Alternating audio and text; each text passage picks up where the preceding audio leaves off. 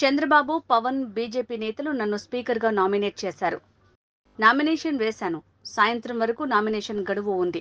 ఇంకా ఎవరైనా వేస్తారేమో వేచి చూడాలి. స్పీకర్గా ఎన్నిక కావటం సంతోషంగా ఉంది. గతంలో ఎమ్మెల్యేగా, మంత్రిగా, ఎంపీగా పనిచేశాను. స్పీకర్గా కుర్చీలో కూర్చున్న తర్వాత పార్టీ గుర్తు రాకూడదు. గౌరవ సభ్యులకు కూడా ప్రాధాన్యత ఇస్తాను. మాట్లాడేందుకు సమయం ఇస్తాను. చంద్రబాబు నాయుడు గారు, పవన్ కళ్యాణ్ గారు, బీజేపీ నాయకులు అందరూ కలిసి నన్ను స్పీకర్గా ప్రపోజ్ చేశారు. ఇప్పుడే ఒంటి గంటకి నామినేషన్ వేసాను. సాయంత్రం వరకు గడువు ఉంది నామినేషన్కి. ఇంకెవరేస్తారు చూద్దాం. ఎవరు అయిపోతే యాక్టివ్గా నేనే అవుతాను. చూద్దాం.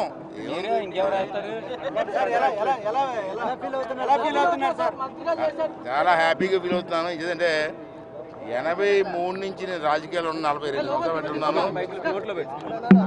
5 సార్లు మంత్రిగా పనిచేశాను, ఒకసారి ఎంపీగా పనిచేశాను. ఇది నాకు కొత్తగా ఆఖరు దశలో స్పీకర్ పోస్ట్ వచ్చింది, గౌరవమైన పోస్టు. ఆ గౌరవమైన పోస్టుకి ఏ భంగం కలగకుండా నేను కూడా గౌరవంగా ఉంటాను. అనుభవం వేరు, అది అనుభవిస్తే చెప్పలేము.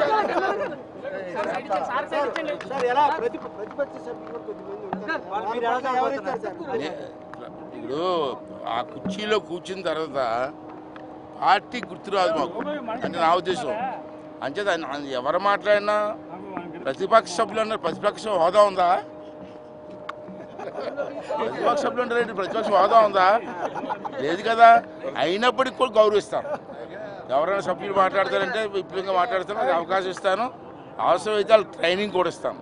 రాష్ట్ర ప్రజలంతా కూడా మీ యాస భాష కోసం ఎదురు చూస్తూ ఉన్నారు. ఎలా ఉన్నారు?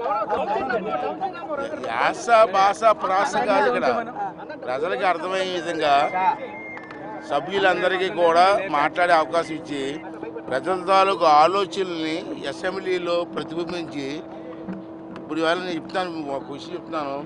ఈవేళ ప్రజలు మాకు ఇచ్చింది పదవి కాదు, బాధ్యత. ఆ బాధ్యతని మేము నెరవేరుస్తాం, దాంట్లో అనుమానం లేదు. ఓకే.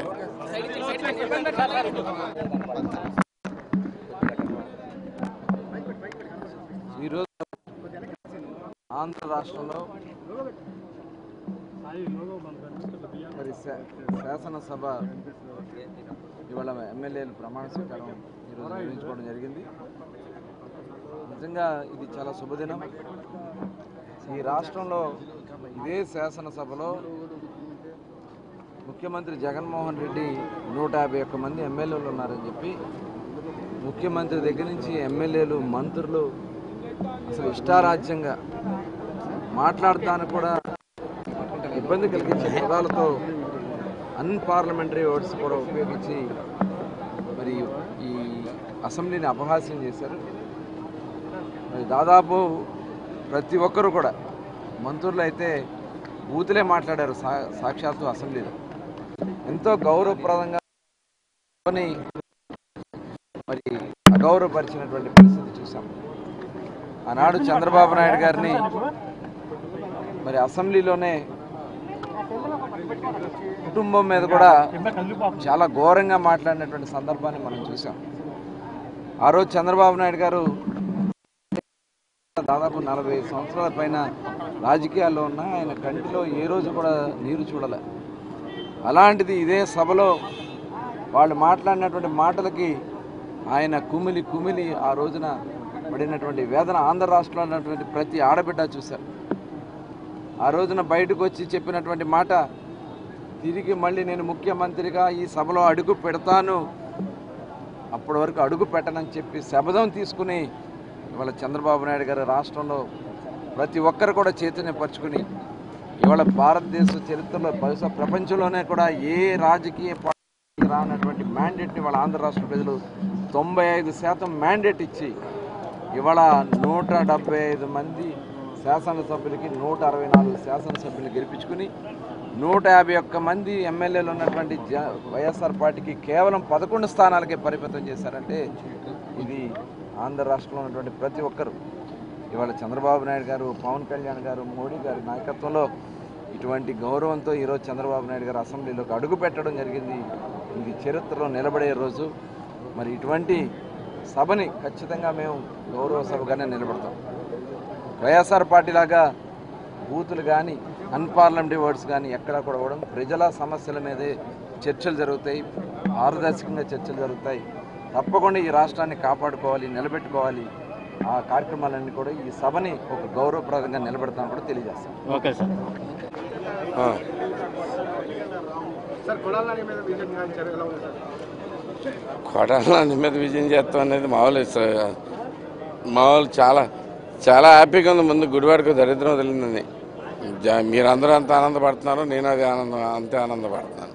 దానికి కారణమైనందుకు ఇంకా సంతోషంగా ఉంది అంతే. సార్ నిన్న చంద్రబాబు గారి మీద కొన్ని కామెంట్ చేశారు కొడాలని గారు.